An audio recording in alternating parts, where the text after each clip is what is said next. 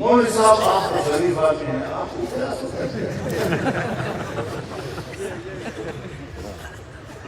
نیک بخت تو پھر آپ لوگ بدماش ہیں۔ یعنی یہ چوروں کی اور ڈکیتوں کی اور قاتلوں کی اور دھوکے بازوں کی اور جھوٹوں کا کام ہے سیاست۔ استانہ عالیہ خانقاہ سراجیہ کندیاں ضلع میاں میں 2022 میں کیا ہوا مولانا فضل الرحمان صاحب دامت برکاتہم کا خطاب، ساتھ میں حضرت خواجہ خلیل صاحب دامت برکاتہم بھی موجود ہیں۔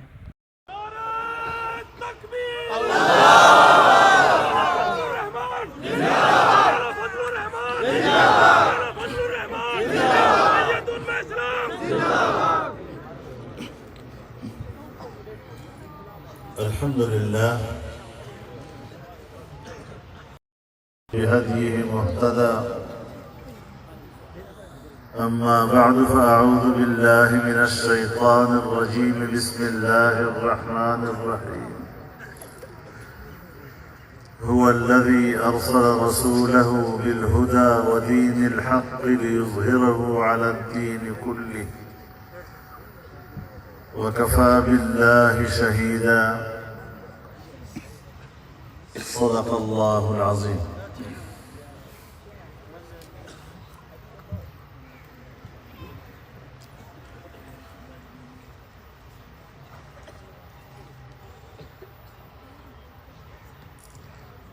صدر نشین جلسہ،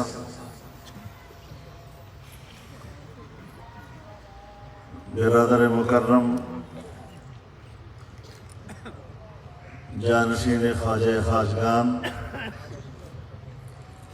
حضرت مولانا خلیل احمد صاحب دامت برکاتہم،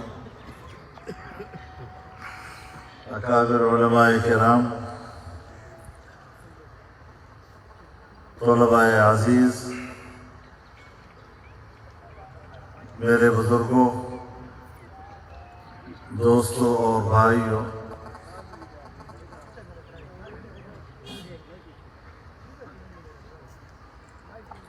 ہم ایک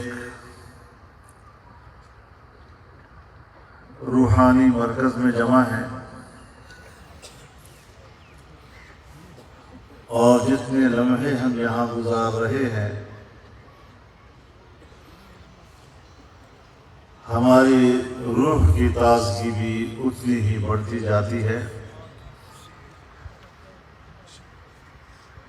اللہ تعالی ہمیشہ ہمیں یہاں کی روحانی تازگی سے مالا مال رکھے اور یہاں کی فیوضات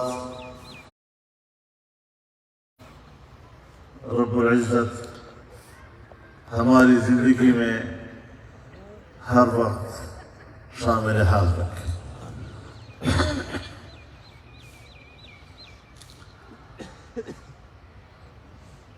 میرے محترم دوستو،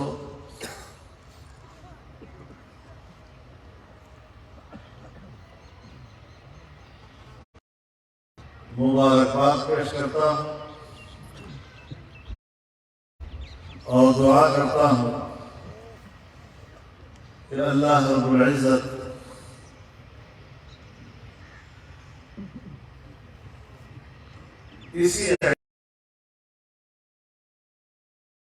اس مدرسے سے حاصل کی ہے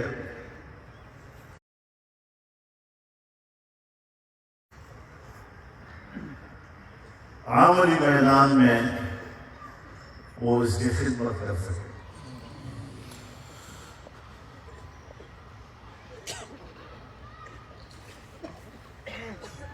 یہ ایک ایسا مرکز ہے جو ہمیں شریعت سے تعبیر کرتے ہیں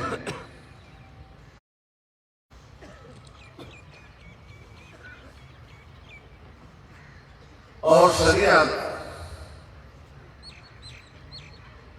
دنیوی زندگی کے راستے کا نام ہے۔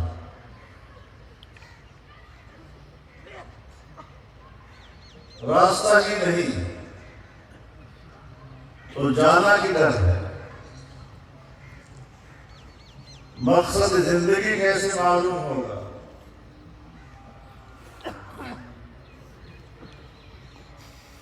تو جو علوم ہم حاصل کرتے ہیں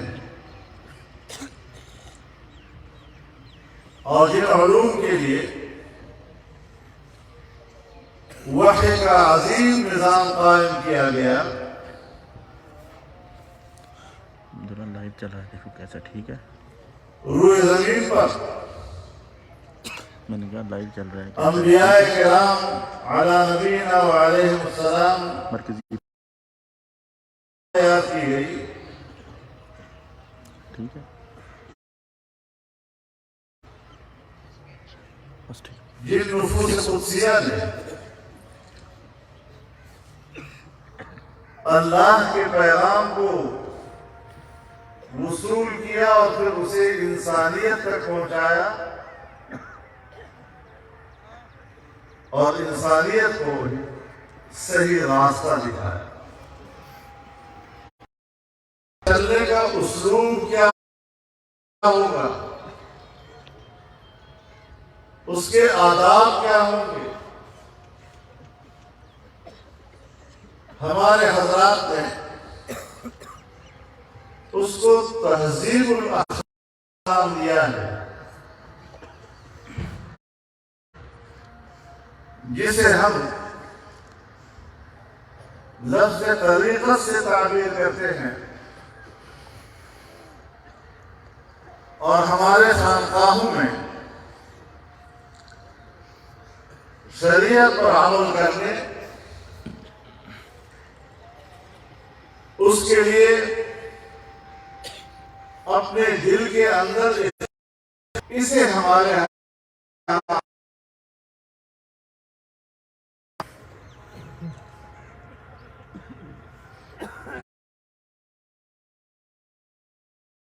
اور اخلاص کس چیز کا نام ہے؟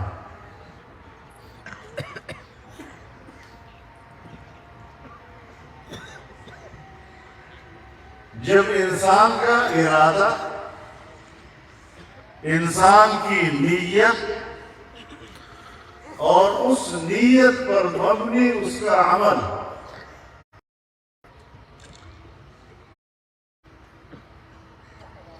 اور یہاں پر ہماری یہ تربیت کی جاتی ہے۔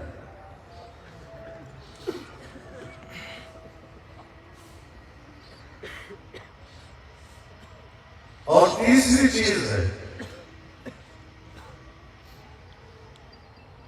ہمارے اکابر نے اس کو تنظیم الاعمال کا نام دیا ہے، جسے ہم اپنے الفاظ میں لفظ سیاست سے تعبیر کرتے ہیں۔ پیج پہ لگا دیں جلدی، راستہ بھی مل گیا، سوشل میڈیا والے گروپ میں راستے پر چلنے کا طریقہ بھی آ گیا، اس میں بھیج دیا میں نے۔ راستے پر چلنے کے کا اسلوب اور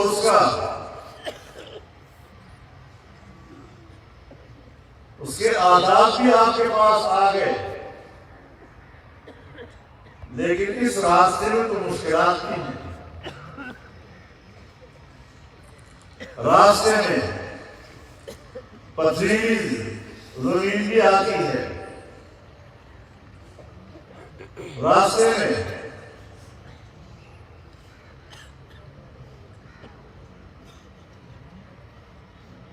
کانٹے بھی آتے ہیں، جھاڑیاں بھی آتی ہیں۔ اب راستے میں جب اس قسم کی مشکلات سامنے آئیں گی تو ان مشکلات کو بھی تو دور کرنا ہے، اس سے راستے کو صاف کرنا ہوگا، تب آپ منزل کی طرف آگے بڑھ سکیں گے۔ تو اس راستے کی مشکلات کو دور کرنے کو سیاست کے عمل سے تعبیر کیا جاتا ہے۔ اب ظاہر ہے جب راستے میں کنکریٹی زمین آئے گی، جھاڑیاں آئیں گی، کانٹے آئیں گے، پتھر آئیں گے تو اس کے لیے اوزار بھی خاص طور پر ہوں گے نا، اور جب آپ وہ اوزار استعمال کریں گے تو شور شرابہ بھی ہوگا، آوازیں بھی آئیں گی اس کی۔ اس لیے سیاست کے میدان میں تھوڑا شور شرابہ ہوتا ہے۔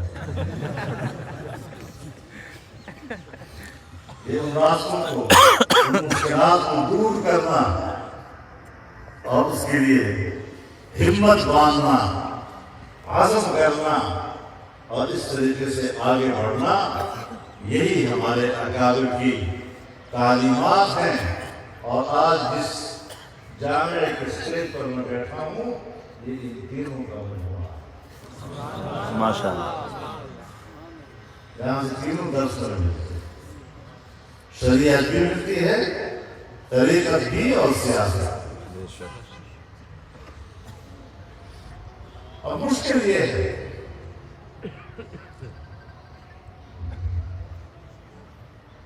کہ انگریز کے زمانے سے اور انگریز کی اسٹیبلشمنٹ میں باقاعدہ اس کو اپنی پالیسی کا حصہ بنایا، اور انگریز کے جانے کے بعد پاکستان کی اسٹیبلشمنٹ میں بھی انہی روایات اور انہی کی سنت کو برقرار رکھتے ہوئے آج بھی یہ تاثر دے رہے ہیں کہ سیاست کا دین سے کیا تعلق ہے۔ یہ مولوی سیاسی مولوی صاحب آپ کو شریف آتے ہیں، آپ کو سیاست کرتے ہیں۔ نیک بخت تو پھر آپ لوگ بدماش ہیں، یعنی یہ چوروں کی اور ڈکیتوں کی اور قاتلوں کی اور دھوکے بازوں کی اور جھوٹوں کا کام ہے سیاست کرنا۔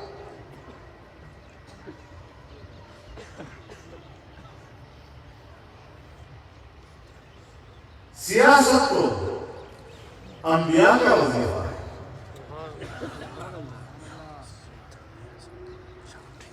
جناب رسول اللہ صلی اللہ علیہ وسلم نے فرمایا، كانت بنو اسرائیل تسوسهم الانبیاء كلما هلك نبي خلفه آخر ولا نبي بعده۔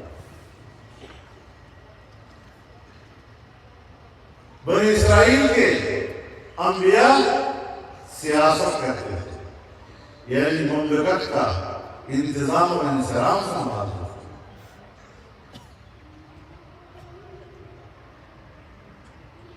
مملکت کا نظام ان کے ہاتھ میں ہوتا تھا،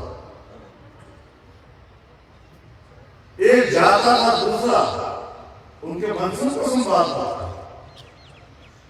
اور رسول اللہ صلی اللہ علیہ وسلم نے فرمایا، اب میں آخری نبی ہوں اور اب سیاسی نظام میرے ہاتھ میں۔ ہمارے جو اپنے بھائی ہیں اور ہمارے کرام ذکر کرتے ہیں جیسے کوئی اسلام سے، کوئی سیاست سے الگ کوئی چیز۔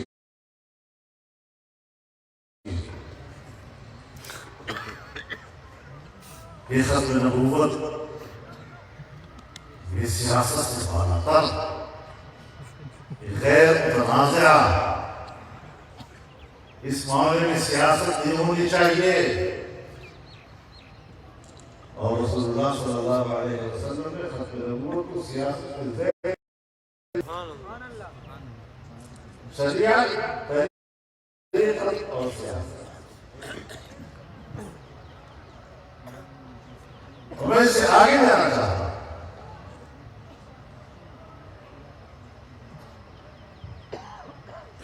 ہم لوگ امت کو دین کی تعلیم دیتے ہیں،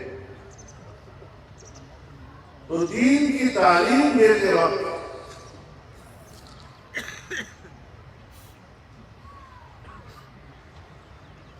اور ختم نبوت کا عقیدہ ان کے دل و دماغ میں ڈالنے کے لیے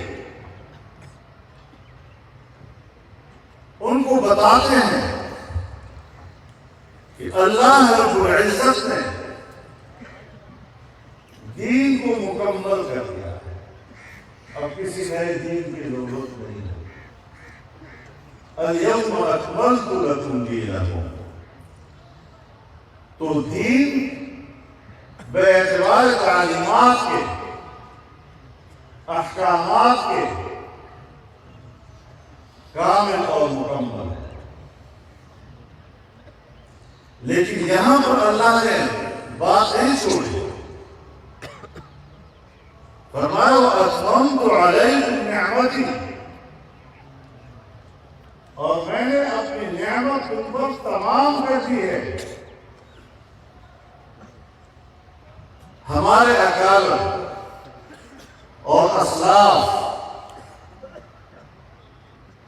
پہلی بات کرتے ہیں اکمال دین کی، کہ دین کامل اور مکمل ہے۔ جب ظاہر کامل اور مکمل ہے تو پھر کسی نئے پیغمبر کی ضرورت ہی نہیں ہے۔ لیکن ایک ہے دین بے اعتبار تعلیمات احکامات کے، اور پھر وَأَتْمَمْتُ عَلَيْكُمْ نِعْمَتِي، پھر میں نے نعمت تم پر تمام کر دی، کا مطلب یہ ہے کہ اس دین کو جب اقتدار میں لایا جائے گا اور جب اس کی حاکمیت آئے گی تو پھر نعمت لہذا اتمام نعمت کے معنی کو بھی ہمیں سمجھنا چاہیے، اور یہ درس بھی ہمیں انہی مدرسوں سے ملا ہے، انہی اکابر نے ہمیں یہ تعبیرات دی ہیں، یہی چیزیں ہمیں سمجھائی ہیں۔ عجیب بات یہ ہے کہ دین پر ہمارا ایمان ہے، بس اتنا کافی ہے، قرآن پر ایمان ہے، رسول اللہ صلی اللہ علیہ وسلم کی رسالت پر ایمان ہے، آپ کی ختم نبوت پر ہمارا ایمان ہے۔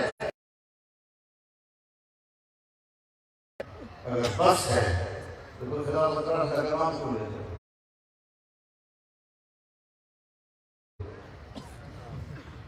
خلافت راشدہ تو نام ہی اس دین کی حاکمیت کا ہے۔ بے شک بے شک۔ تو اس موضوع کو بھی ہمیں سمجھنا چاہیے۔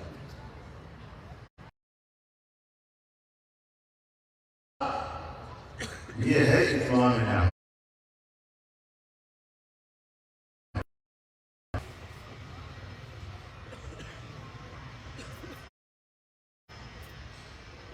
آپ دین ابراہیم کی پیروی کریں،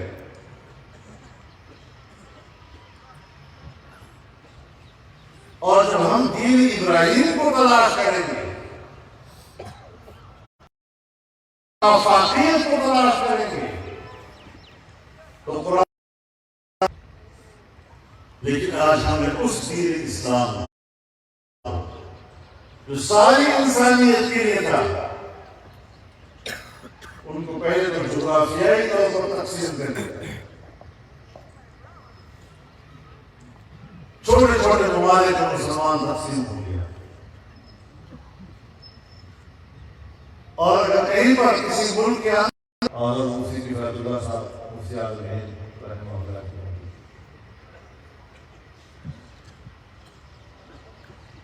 تو یہ بات مد نظر رکھیں کہ آج جو جمعیت علماء ہمارے ہاتھ میں ہے، دو چیزیں ہمارے پاس امانت ہیں۔ ایک جمعیت علماء اسلام کا نظریہ اور عقیدہ، اور ایک اس عقیدے اور نظریے کے لیے کام کرنے کا رویہ، اسی پر عقیدے کے ساتھ کام کرنا۔ عام آدمی تک پہنچنا ہوگا، عام آدمی تک دین اسلام کی برکات ہمیں پہنچانی ہوں گی،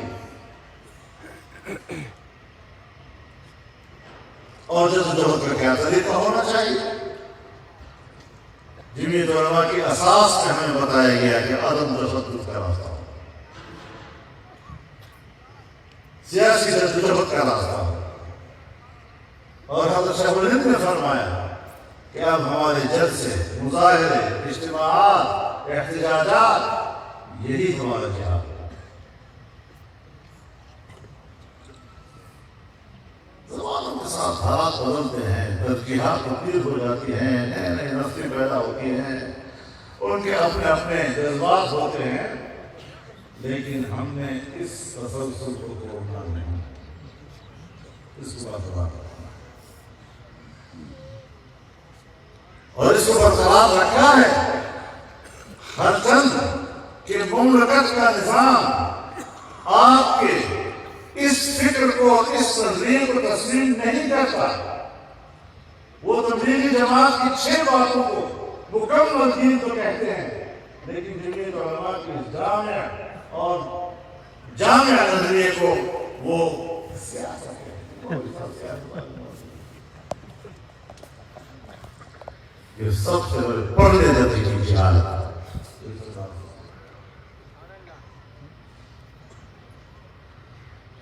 تو دین اسلام کو اس حوالے سے ہمیں سمجھنا چاہیے۔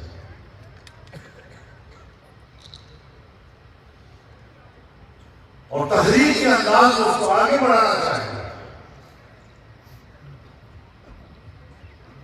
ہمارے ہی حضرات تھے جنہوں نے پارلیمنٹ میں کام کیا، اور اسی پارلیمنٹ میں قرارداد مقاصد منظور کرائے اور دستور میں منوایا کہ حاکمیت اللہ رب العالمین کی۔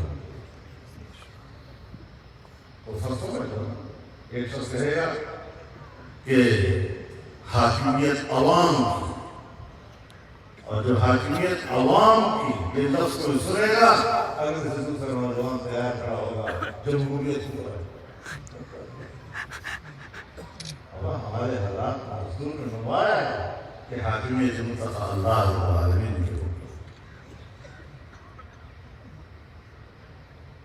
اور عوام کے نمائندے، منتخب نمائندے روئے زمین پر اللہ کی نیابت کا فرض انجام دیں۔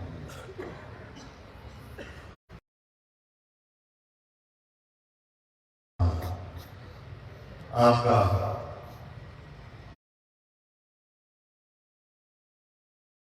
خارجہ نظام، داخلہ نظام، اس کی اصول ادا کیا۔ پھر 1973 کے آئین میں آپ ہی کے علماء اکرام کی جدوجہد سے یہ منوایا گیا کہ اسلام پاکستان کا مملکتی مذہب ہے۔ کیوں؟ پارلیمنٹ کو ایسے لوگوں سے بھر دیا جاتا ہے کہ جن کو قرآن و سنت کی قانون سازی سے دلچسپی ہی نہیں۔ 73 سے اسلامی نظریات کی کونسل بنی ہے، سفارشات بنے ہیں، اور آج تک ایک قانون سازی نہیں ہوئی۔ تو پھر ذرا عوام کو سمجھانا ہے کہ آپ کی کیا ذمہ داری ہے۔ ہمارے ہاں تو بس مفاد پرستی کی سیاست ہے۔ جو تھانے تحصیل کی سیاست کرتا ہے، جو 2 روپے کمانے کی سیاست کرتا ہے، انہیں کو ہم چنتے ہیں۔ اب جب وہ منتخب ہو کر اسمبلی میں جائیں گے، مجھے ایک دفعہ پریس کانفرنس میں صحافی نے پوچھا پنجاب کا، آپ نے اسلام کے لیے کیا کیا؟ میں نے کہا آپ نے اسلام کے لیے کتنا ووٹ دیا ہے؟ تیری سیاست کو، کیا سلام دے رہے ہو؟ یہ سلام تو نعرہ لگا دیا۔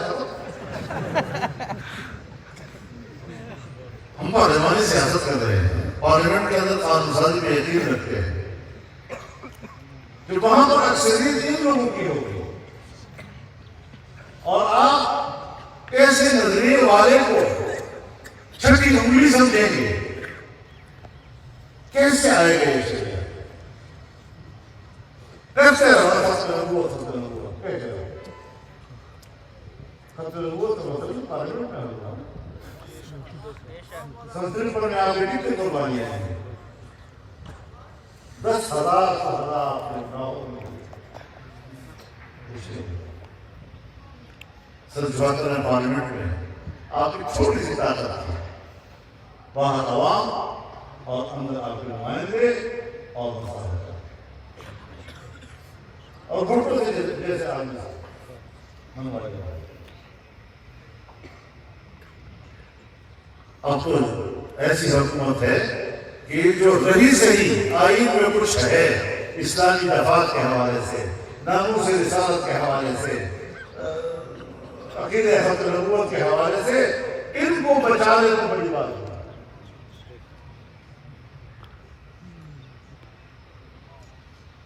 تو یہ بھی تو حکومت چاہتا ہے۔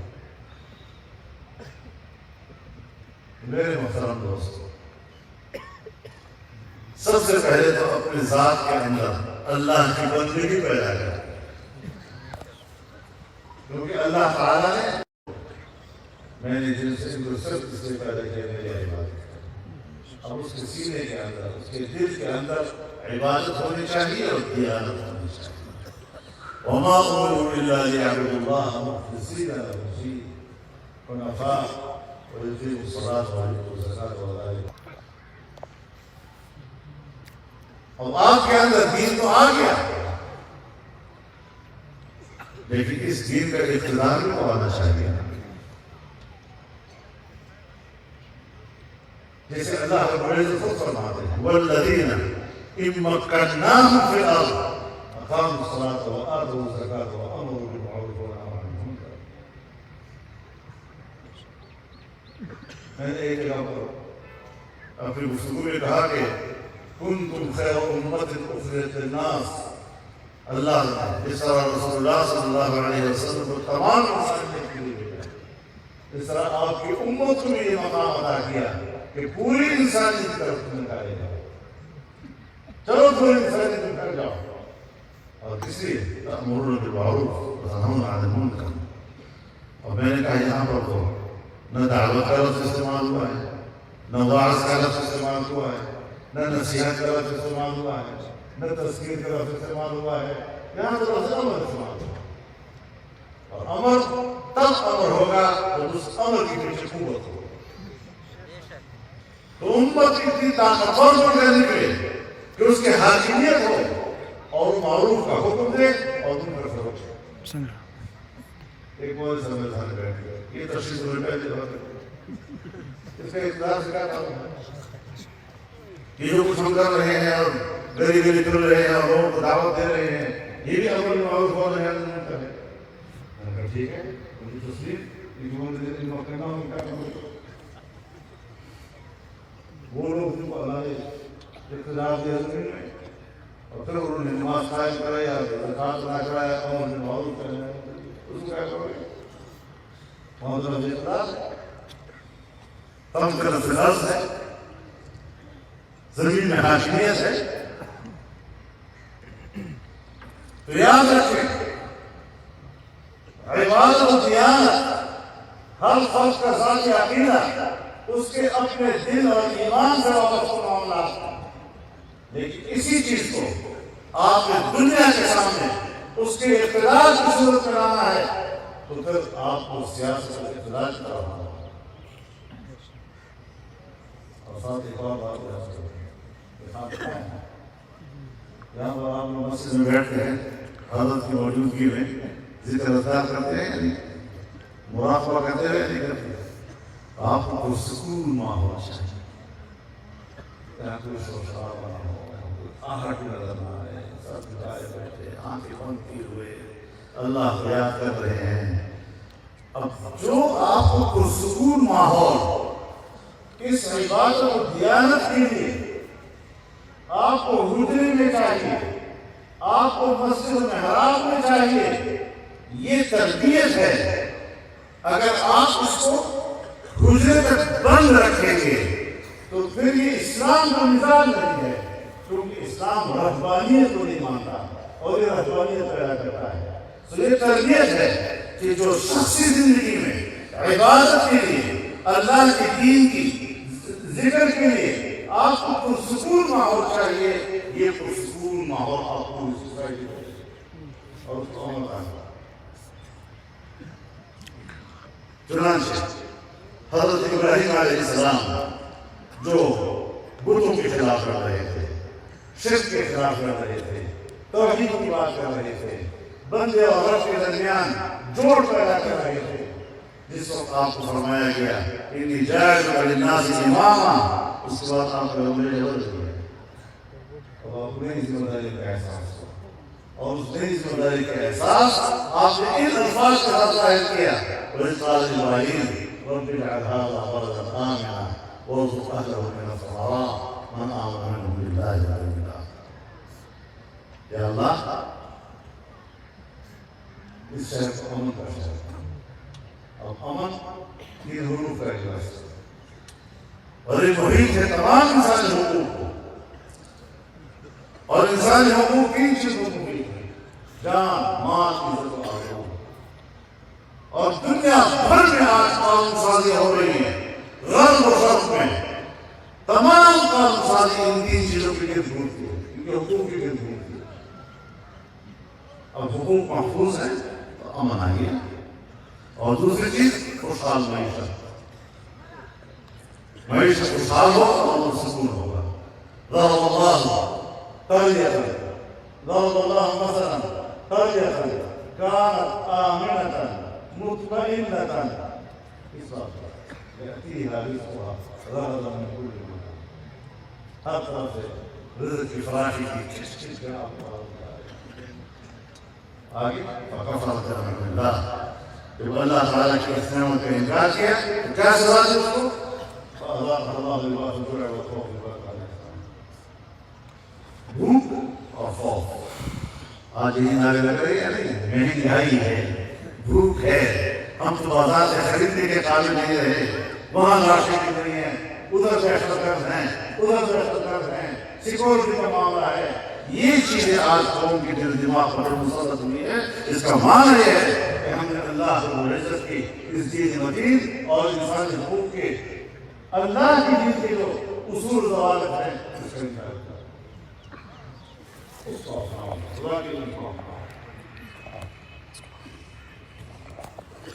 تو یہ آبادی اس لیے مطمئن تھی، امن بھی تھا، اطمینان بھی تھا، انسانی حقوق بھی محفوظ تھے، سکون بھی تھا، اور اس لیے کہ معیشت بھی تھی، خوشحال معیشت تھی۔ جب تک وہ اللہ کے شکر گزار رہے، اللہ کی نعمتیں برستی رہی، جب انہوں نے اللہ کی نافرمانیاں شروع کی اور بے باکیاں شروع کر دی تو پھر اللہ نے سزا دی۔ تو یہ بھوک اور پیاس، بھوک اور خوف، یہ مملکتی زندگی کے دو اہم ہیں۔ اللہ تعالیٰ نے انسان کے ساتھ معاہدہ کرتا ہے فَلْيَعْبُدُوا رَبَّ هَٰذَا الْبَيْتِ الَّذِي أَطْعَمَهُم مِّن جُوعٍ وَآمَنَهُم مِّنْ خَوْفٍ۔ اس رب کی بندگی کرو، اس رب کی بندگی کرو۔ ہمارے مولوی صاحب کے پاس کوئی بندہ آتا ہے، جی میرے پاس مشکلہ ہے، میرا بیٹے کے پاس نوکری نہیں ہے، روزگار نہیں ہے، یا مجھے کھانے میں تنگ کر رہے ہیں، فلانا خان مجھے ظلم کر رہا ہے، تو کہتا ہے تم نے مجھے اسلام کے لیے ووٹ دیا یا انہی کاموں کے لیے ووٹ دیا؟